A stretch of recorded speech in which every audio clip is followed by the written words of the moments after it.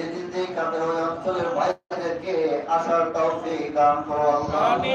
ফলন করে বাবার চেহারা মোবারক আমাদের সামনে আয়না বানায় দিও। দুনিয়া থেকে যেদিন ডাক দাও বাবার গোলাম করে ডাক দিও, বাবার মুরিদ করে ডাক দিও, আমাদের মুর্দাদের জিন্দা বানায় দিও। বাবার পাঁচ জবানের সঙ্গে জবান মিলাইয়া আমাদের প্রত্যেকের জবানে জারি করে দিও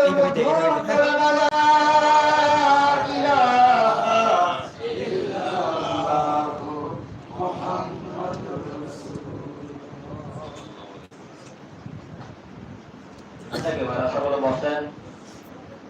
আদি পিতা বাবা আদম আলাইহিস সালাম আসরের সময় তওবা করেছিলেন, এই মাগরিবের সময় তওবা করার সংবাদ পেয়েছিলেন। তাই কিছু শোনার জন্য সকলে বসেন। আর মহান প্রতিপালক আল্লাহ তাআলাকে তিনটি নাম ধরে রাখেন।